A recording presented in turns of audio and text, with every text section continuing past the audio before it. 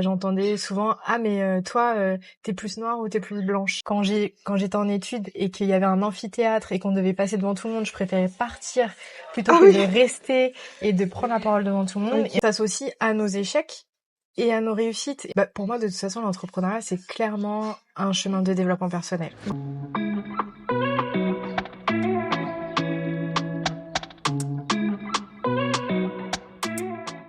Bienvenue sur la chaîne Digital Connect, une série qui met en avant les entrepreneurs issus de la diaspora africaine. Alors, aujourd'hui, je suis accompagnée de Céline, entrepreneure dans le domaine du bien-être depuis 2020. Elle s'est spécialisée en numérologie et accompagne aujourd'hui chacun à mieux se connaître et s'accepter pleinement.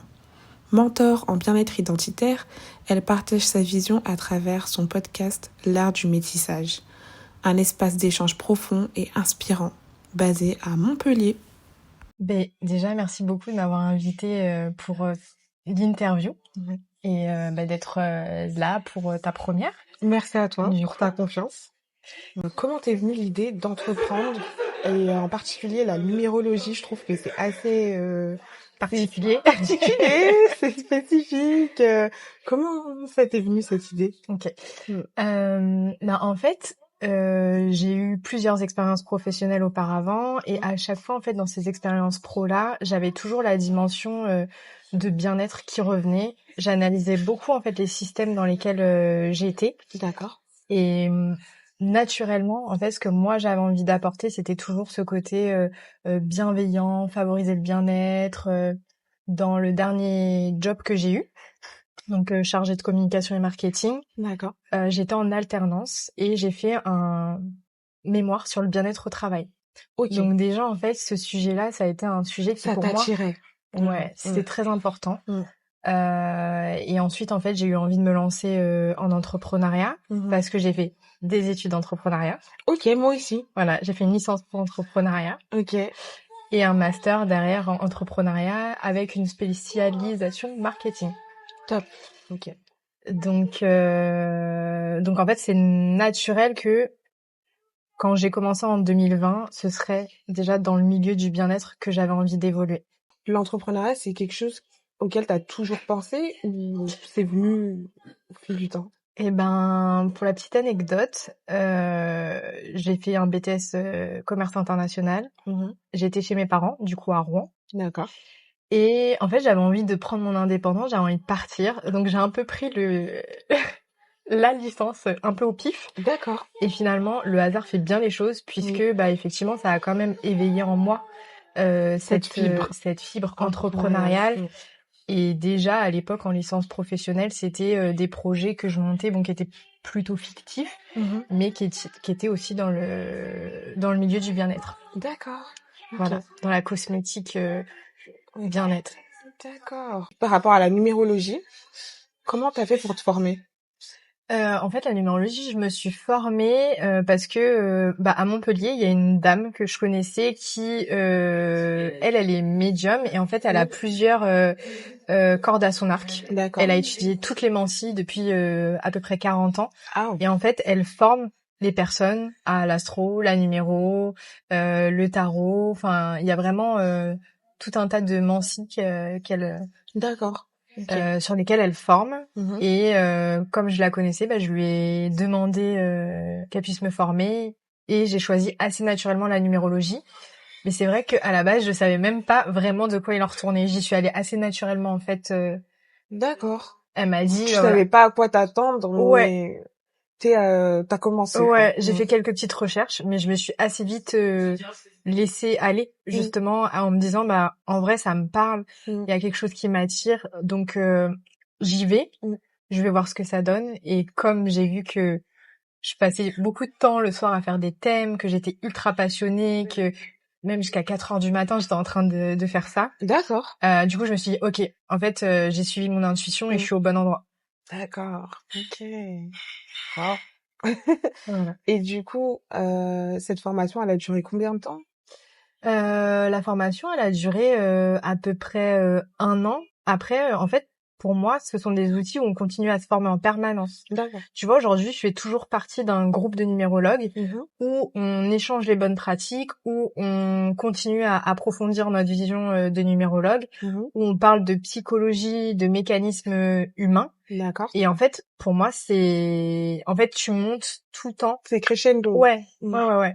D'accord. C'est plusieurs lectures, en fait, que tu acquiers au fur et à mesure et qui grandit et qui s'affine. Ok. Donc pour moi, en fait, je suis toujours en enseignement en numérologie et je le ferai toujours. D'accord, ok. C'est intéressant. Du coup, tu t'en sers au quotidien. C'est un outil quotidien.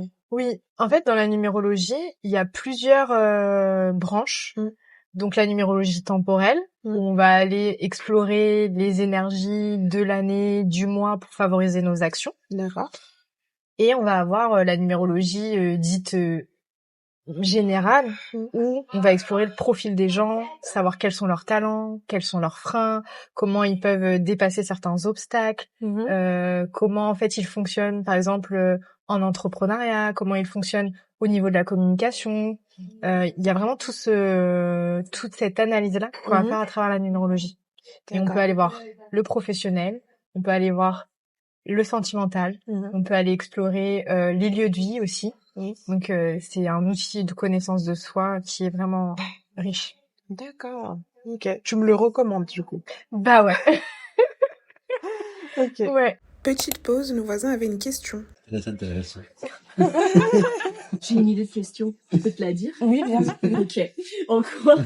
En quoi, juste pour préciser, la numérologie que tu appliques, c'est différent de l'énéagramme?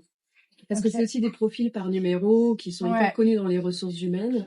Du coup, je me suis dit, ah tiens, numérologie, au début, quand on a parlé, je me suis dit, attends, est-ce que c'est de la numérologie en mode les énergies et tout, ou est-ce que c'est les profils d'énéagramme? Voilà. Du coup, en fait, il y a la numérologie temporelle et il y a la numérologie classique où on va explorer en fait le profil de chaque personne. Oui. Mais c'est un peu, c'est des outils de connaissance de soi comme l'énéagramme, comme l'astro, comme il fait pareil le en HD. astrologie. Oui, Et voilà. oui, j'ai fait. Comme quoi. Mais il n'y a pas de hasard de toute façon. Donc... Du coup, j'étais en mode eavesdropping. Donc, t'as commencé. Comment ça s'est passé les débuts? Les débuts, en fait, ça a été,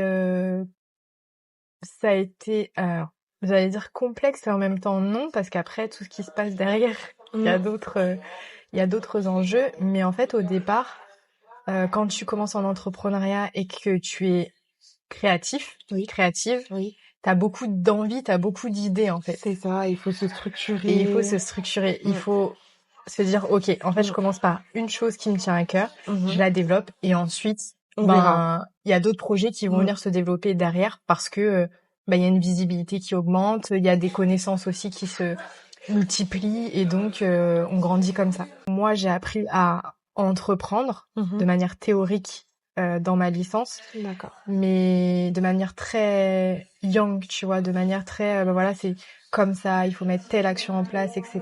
Or, moi, par rapport à mon profil, j'ai beaucoup aussi besoin de trouver mes process pour que ce soit beaucoup plus fluide, pour avoir plus d'espace, pour avoir la créativité, etc. Et donc, ça vient de là, en fait, ce moment où moi, j'ai mis du temps justement à trouver ma façon d'entreprendre, ma façon dont je voulais développer mes projets et prendre en compte en fait mon énergie, mon profil, mes envies. Et je sais que c'est le lot de beaucoup d'entrepreneurs, surtout dans le bien-être, d'avoir envie de se développer vraiment en osant être soi. C'est vrai. Particulièrement dans la société actuelle, c'est pas évident de transmettre juste sa vibe. On analyse souvent les autres, on se compare, tout ça. Donc, pour moi, de toute façon, l'entrepreneuriat, c'est clairement un chemin de développement personnel. Pour le coup, il y a un chemin tellement... chaque jour, en fait, on dépasse des défis, on a des opportunités, et ça, en fait, ça fait grandir vraiment, je trouve, encore plus que quand on n'est pas entrepreneur. C'est vrai. Quelle a été ta plus grosse difficulté depuis que tu as démarré ton entrepreneuriat? Eh bien, en réalité, quand tu me poses cette question-là, moi, ce qui me vient en tête, c'est pas que j'ai eu une grande difficulté, Ok. mais c'est plus dans son ensemble ou en termes de ce qui est challengeant, en fait, c'est de pouvoir travailler la notion de détachement. Tu vois, quand on développe un projet qui nous tient à cœur, que ce soit du coup, par exemple, au travers de la numérologie ou même à travers mon podcast L'Art du métissage, en fait, on s'identifie énormément à notre projet. C'est quelque chose qui est important pour nous et donc du coup, tu vois, pour se développer, on a envie que ça réussisse. Quand ça fonctionne pas comme on veut, on est dans cette dynamique de en fait c'est moi, ça dit quelque chose de moi, de ma valeur, alors que pas du tout en fait, tu vois. J'ai appris à prendre de la distance par rapport à ça et à me dire ok, bah là par exemple ça a pas fonctionné, ça dit rien de moi en réalité, c'est juste que là ça fonctionne pas et je vais poursuivre demain pour faire différemment et en fait à ce moment-là ça fonctionnera peut-être. D'accord. Et le fait d'avoir cette prise de recul là, ça aide vachement. En tout cas moi ça m'a beaucoup aidé pour ne pas trop m'associer et me dire ok, c'est pas grave si ça fonctionne pas forcément toujours comme on veut. D'accord. Ok. Et ça a été C'est un bon conseil. ça a C'est été un un bon challenge conseil. parce que c'est vraiment pas facile de le Non, faire mais c'est important. c'est pas facile dans le sens où on s'idéalise beaucoup de choses. On se dit ah je veux que ce soit comme ça, comme ça. Puis bah finalement non. C'est ça. Et on s'associe à nos échecs et à nos réussites. Et en C'est fait, l'idée, vrai. c'est de vraiment être un peu, tu vois, regarder un peu de loin, en dézoomant, en se disant, ok, moi, en fait, j'ai une vision en entrepreneuriat. J'ai envie, par exemple, moi, de faire en sorte que les gens apprennent à mieux se connaître, à mieux relationner avec eux-mêmes, avec les autres, avec le monde, qu'il y ait plus d'unité, qu'il y ait plus de bien-être. C'est ça ma mission. Oui. Et en fait, je prends du recul. Ok. Tu vois. Ouais.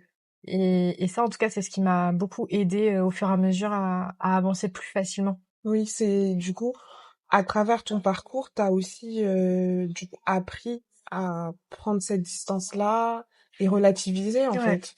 Ouais.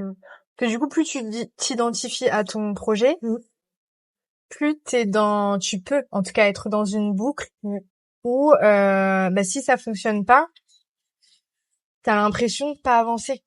Alors qu'on avance. C'est vrai. C'est juste on qu'on avance, est mais on est tellement, on a tellement de cette vision que des fois on pense qu'on stagne ou même qu'on recule, alors que on apprend en fait. Et pourtant, en fait, on est en train de semer plein de graines, tu vois. Moi, je sais notamment avec mon podcast, au départ, j'ai échangé avec beaucoup de personnes, j'ai pitché mon projet à beaucoup de personnes. Et en fait, mon état d'esprit, c'était, en fait, j'ai vraiment envie de pouvoir faire en sorte que les gens se reconnaissent et puissent comprendre ce qu'est le métissage et assumer qui ils sont. Donc, je vais planter des graines, même si en fait les gens n'acceptent pas mes interviews ou ne comprennent pas forcément ce que je fais, à un moment donné, il y aura des résultats. Il y aura cette petite graine que j'ai plantée qui va commencer à sortir et qui va faire une fleur, tu vois. C'est vrai. C'est une belle vision. D'accord. Et du coup, donc là, on a parlé des difficultés, mais par rapport aux réussites personnelles, est-ce que tu peux nous en dire un peu plus? Ouais, pareil, tu vois, j'ai pas forcément une réussite en particulier, mais je trouve que là, par exemple, aujourd'hui, notre discussion, elle illustre pour moi ma réussite quelque part, parce que tu me contactes pour faire une interview, t'as envie de discuter avec moi, de mettre en lumière mon parcours, et en fait, pour moi, c'est énorme parce que, en fait, quand j'étais petite, j'étais une personne très timide. Prendre la parole devant les gens, c'était très compliqué. Quand j'étais en études et qu'il y avait un amphithéâtre et qu'on devait passer devant tout le monde, je préférais partir plutôt que de rester et de prendre la parole devant tout le monde. Et en fait, du coup, pour moi, ma plus grande entre guillemets c'est une grosse évolution là. Ouais. En fait, ma plus grande évolution ou mon plus grand bonheur entre guillemets, c'est de me dire ok, mais en fait, je contribue je suis entendue, je peux partager mon message, et en fait, c'est ça qui est pour moi beau. D'accord. Ok. Donc, je suis passée de cette Bravo fille timide. pour ce parcours. Oui, c'est Ouais. vrai que quand on est timide, c'est pas évident de se mettre en avant, d'oser s'exprimer haut et fort. Ouais. Et en fait, le fait de s'exprimer, bah, c'est aussi le fait d'accepter aussi de se montrer, de montrer qui on est, d'oser être soi. Donc pour moi, c'est vraiment une réussite parce que ben j'ose être moi, et j'espère en tout cas faire en sorte qu'il y ait d'autres personnes qui puissent être inspirées, ou qui puissent réfléchir en tout cas au message que je porte, et se dire bah peut-être moi aussi j'ai envie de faire ça, et si elle le fait, bah en fait moi je peux le faire aussi. Oui. Parce que je suis partie de tellement loin en termes de prise de parole en public que je sais qu'en fait tout le monde peut évoluer sur ce chemin. D'accord. Comment t'as fait pour surmonter la timidité? Ah, très bonne question. Parce que c'est pas évident. Une personne timide qui ose se montrer, partager ses idées sur les réseaux en plus. Ouais. Bah déjà, il y a une chose, j'ai fait les choses step by step. En fait, à un moment donné, j'ai accepté de débuter. D'accord. De me dire, en fait, tu sais quoi, par exemple, mon premier live sur Instagram, je me suis dit, en fait, j'ai trop envie de porter un message. Je suis trop animée par ça. Et ce que je ressentais à l'intérieur comme un blocage, je me suis dit, bah non, mais en fait, je vais l'affronter. Oui. Je vais le faire. Je sais que ça va pas être parfait. Je sais que peut-être je vais bégayer. Peut-être que la façon dont je vais m'exprimer, ça va pas être au mieux. Oui. Mais je le fais parce qu'en fait, il faut que je débute quelque part. C'est ça. Et au fur et à mesure, je vais avancer. Tu vas t'améliorer. Je vais m'améliorer. Et c'est vraiment parce que j'ai accepté de débuter et de pas être parfaite que du coup j'ai commencé au fur et à mesure à me challenger, à augmenter, et du coup à m'autoriser à essayer, en fait, tout simplement. Donc, tu t'es vraiment dit un jour, allez, faut que je sorte de ma zone de confort et voilà. Ouais. Ouais, et puis en fait, mélanger à la numérologie, le fait d'apprendre à me connaître, de voir que dans mon profil, c'était important pour moi de nourrir le fait de s'exprimer, de partager aux autres. En fait, ça a été aussi un appui fort, parce que je me suis dit, ok, en fait, dans mon profil, il y a cette envie, ce besoin. Ok, je vais le faire. Tu vois. Ouais. Et ça aussi, ça m'a beaucoup aidée. D'accord. Est-ce que dans ton entourage, il y a des personnes qui t'ont aidé pendant tout ce parcours? Alors, Ou tu fais ça toute seule? Vraiment. En vrai, pendant très longtemps, je me suis sentie seule. D'accord. Seule avec ce que j'avais envie de développer, parce que c'était des sujets qui étaient peu abordés, pas forcément conventionnels. Donc, j'ai beaucoup avancé pour faire ma place, pour porter en fait ces projets que les gens ne comprenaient pas forcément encore bien à l'époque.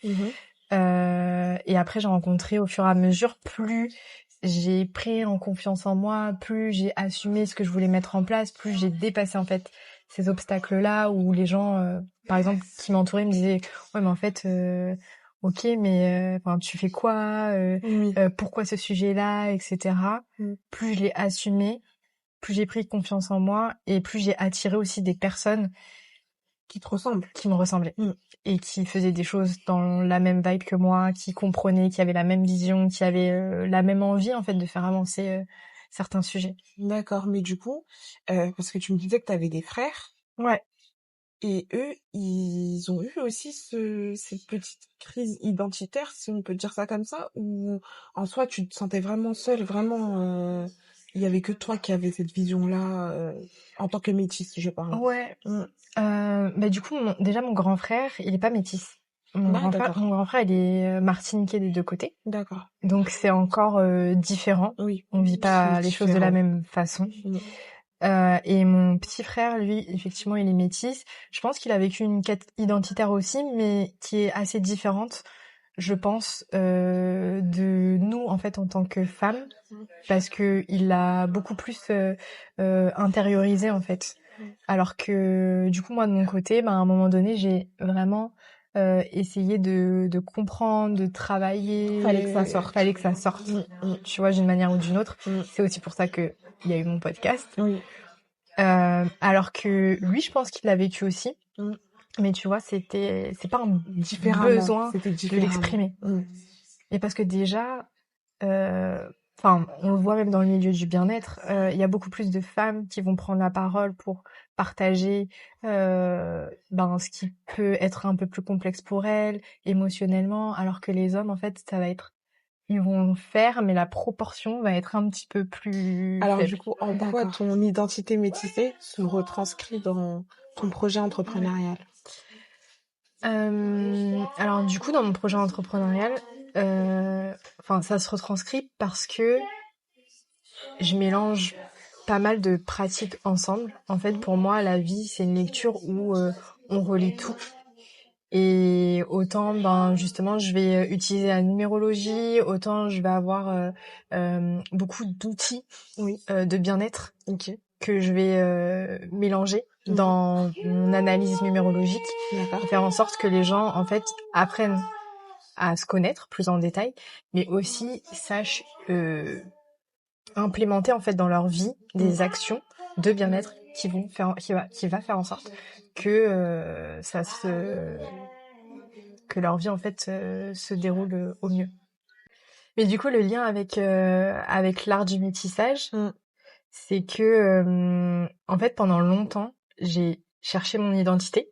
Oui, parce que du coup t'as grandi en étant métisse. Ouais. Et tu te reconnaissais pas forcément dans ton environnement. Justement, je me suis beaucoup adaptée et en fait, je me suis rendu compte qu'en m'adaptant, je me perdais, je savais pas vraiment qui j'étais. D'accord. Et le fait de me connecter à cet outil de la numérologie, d'approfondir qui je suis, de vraiment ancrer quelles étaient mes forces, quels étaient mes axes d'amélioration, et bien ça m'a aidé en fait vraiment à pouvoir assumer qui j'étais et à comprendre que je suis pas seulement une chose ou une autre, mais que je suis un mélange de tout ça et que je pouvais utiliser ça au quotidien en fait. D'accord.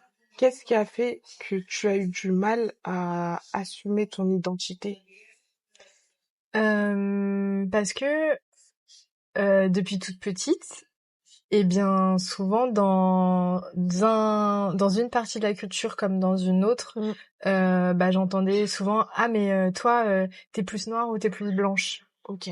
Tu vois, des choses comme ça. Et en fait, quelque part, quand on te pose ce type de questions-là, c'est comme si on t'incitait à choisir un camp en fait. Alors que il y a pas forcément de camp à choisir, c'est tu es 100% l'un, 100% l'autre. Et c'est en ça où ça a été pour moi plus complexe de trouver ma place. D'accord, ok. Ça date de l'enfance? Ouais. Oui. Ouais, l'école. Donc, moi, du coup, je suis dans 92 et dans ces années-là, en fait, on parlait pas de ça. C'était pas forcément un sujet. Tu vois, le métissage, on en parle ouvertement à travers les réseaux sociaux depuis peut-être ces dernières années. D'accord. Mais c'était pas un sujet qui était beaucoup porté. En fait, pour mes parents, mais je pense beaucoup de parents de couples mixtes, c'était pas forcément un sujet. D'accord. Donc je pense que c'est pour ça aussi que c'était une notion qui était pas forcément abordée. Oui, parce qu'ils en avaient pas conscience. Parce qu'ils en avaient pas conscience. Et que nous, en tant qu'enfants, en fait, on posait pas forcément les questions. Et on a grandi, voilà, un peu dans ce questionnement, dans ce silence pour se construire, mais c'est une question de génération, je pense. Ok. Je peux te demander du coup tes origines? Mon père est martiniquais et ma mère, elle est normande. D'accord. Comment est-ce que tu restes motivée constamment pour avancer dans ton entrepreneuriat? Il y a plusieurs choses. Pour rester motivée, déjà, j'ai une vision qui me tient vraiment à cœur. Tu vois, c'est celle qui me fait à chaque fois continuer d'avancer et persévérer parce qu'en fait, j'ai vraiment en tête de vouloir contribuer à ce que le monde soit plus en harmonie, on soit plus tous unis et qu'il y ait de plus en plus de gens qui puissent oser être eux-mêmes avec leurs différences. Et ça, en fait, ça m'anime chaque jour déjà pour pouvoir continuer à entreprendre. D'accord. Ensuite, il y a une autre chose, et je l'ai un peu évoqué tout à l'heure, c'est la motivation, elle reste aussi parce que il y a beaucoup de plages horaires de bien-être en fait que je m'octroie qui contribuent en fait à me nourrir au quotidien et à faire en sorte que je puisse avoir plus d'espace, tu vois, dans D'accord. tout ce que je fais. Donc, par plage de bien-être, tu veux dire quoi exactement? Alors, je fais du sport, par exemple. Ça va être soit aller à la salle de sport, soit faire du yoga. Ça va être aussi prendre du temps pour lire. Ça va être prendre du temps aussi pour rien faire. D'accord. Juste pour pouvoir me poser, introspecter, ralentir. Et en fait, souvent, c'est à ce moment-là où mes idées, elles arrivent. Oui, dans le calme, en fait. Ouais. D'accord. Parce que souvent, tu vois, on est derrière l'ordinateur en train de se dire, OK, il faut absolument que je trouve une idée et tout. Non. Et en fait, moi, c'est plus quand je suis sous la douche ou que je suis à la salle de sport ou que je fais en fait des choses un peu annexes que tout de suite, il y a des idées qui me pop-up. Donc, créer ces espaces-là de bien-être, justement, dans mon business, pour moi, c'est aussi ce qui contribue à faire en sorte que ma motivation, elle continue, en fait, chaque jour. D'accord. Ok. Mais du coup, en créant ces espaces de bien-être, Ouais. tu te fais un planning? Comment tu fonctionnes? Eh bien, justement, je fonctionne avec les énergies en numérologie. D'accord, ok. Parce que en numérologie, en fait, on a des énergies qui nous portent chaque mois et chaque année. En fait, il y a un focus à chaque fois. Ok. On travaille tous une thématique principale chaque année. Ok. Et c'est ça qui nous permet en fait d'évoluer dans notre vie, dans tous les domaines de notre vie.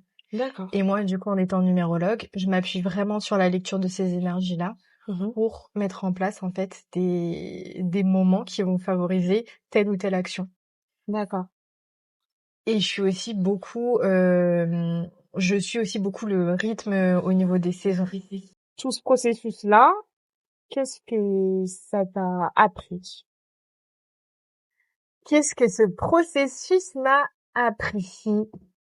Ce que ça m'a appris, c'est ou plutôt renforcé, j'ai envie de dire, ça a renforcé chez moi ce côté adaptable en fait. D'accord. Parce que comme l'entrepreneuriat, on fait des plans et qu'on a des choses en tête, mais il y a toujours en fait les aléas, il y a toujours des choses qui vont venir changer en cours de route. Eh bien, on est toujours invité finalement à aller avec le flux de la vie, à rebondir, à pivoter, à se remettre en question. Donc, tu vois, moi, mon plus gros apprentissage, ça a été d'essayer de vraiment faire en sorte que tout ce qui est en termes de défis, de challenge, bah, je les accepte pour pouvoir avancer plus rapidement et plus facilement. Plutôt que de me dire non, en fait, je voulais absolument que ce soit comme ça, donc je vais rester sur cette façon de voir les choses-là. En fait, tu vois, tu peux être dans cette dynamique après d'aller à contre-courant, en fait, du flux. Ok. Donc, quel conseil tu pourrais donner à un entrepreneur qui se pose des questions? Ok. Pour se développer? Pour se développer ou pour se lancer? Pour moi, vraiment, si je devais, par exemple, revenir en arrière et mettre des actions en place dès le départ, et gagner du temps, surtout, ce serait vraiment de travailler la connaissance de soi dès le départ. D'accord.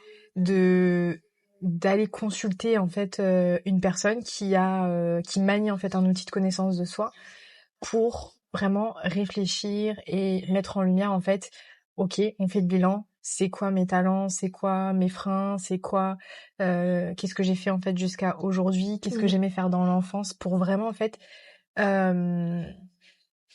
se sentir rapidement, comment dire, plutôt réussir à s'ouvrir plus rapidement, en fait, à oser être soi.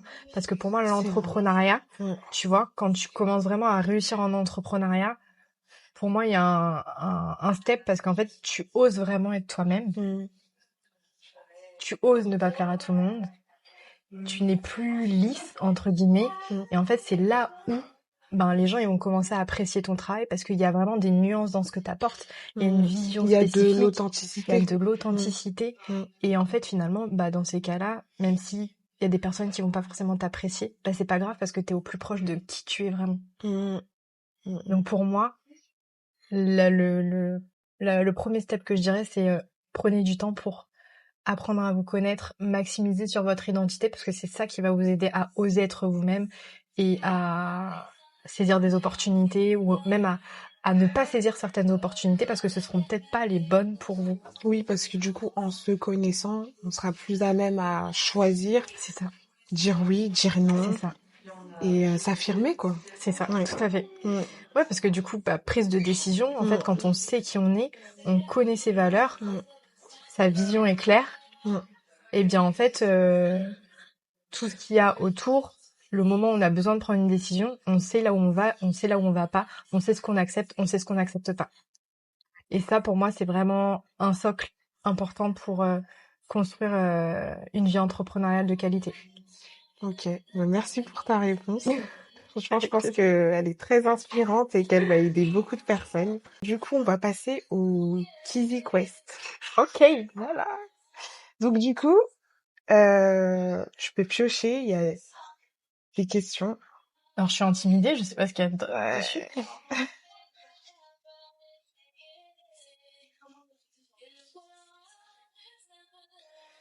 Si ton parcours entrepreneurial était un film, quel serait le titre? Ok. Donc, je peux inventer le titre? Bien sûr. Ok.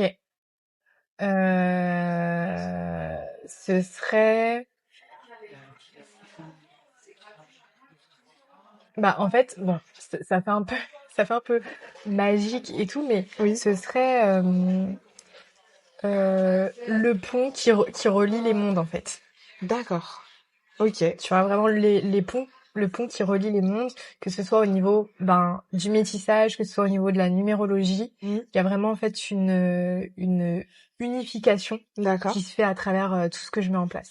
Alors du coup, mes réseaux sociaux, c'est l'art de la numérologie. Ok.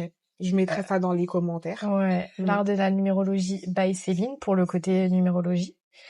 Et pour le podcast, c'est l'art du métissage. D'accord. Donc dans les deux, il y a l'art de... Et en fait, c'est pas anodin. L'art de, parce qu'en fait, pour moi, dans l'art de... C'est l'art de faire à sa manière, en fait. Oui. Tu vois. D'accord. Et avec une empreinte artistique, parce que j'adore l'art. Et pour moi, là, en fait, c'est de la création aussi. Chaque sensibilité artistique crée des choses par rapport à son cœur, à qui il est et le message qu'il a envie de faire passer. C'est beau. Du coup, tu te considères un peu comme une artiste entrepreneur. Ouais. Pas comme ça. Ouais. Ok. C'est cool. Ouais, c'est trop intéressant. Mais tu sais que je pensais que t'étais plus jeune. Ouais, mais je sais. Jeune, hein. Oui, je sais. On me le dit tout le temps. Ouais. Franchement, depuis ma naissance. Merci du coup pour cette interview. Et merci beaucoup en tout cas pour ton invitation, pour tes questions, pour cette discussion. Et je souhaite aussi plein de succès à ton podcast pour la suite.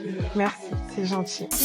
Par exemple, ton projet c'était d'ouvrir un restaurant mais français, avec de la cuisine française, il t'aurait autorisé. Voilà.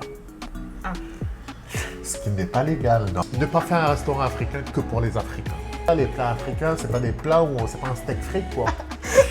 C'est problématique. C'est problématique. Le goût.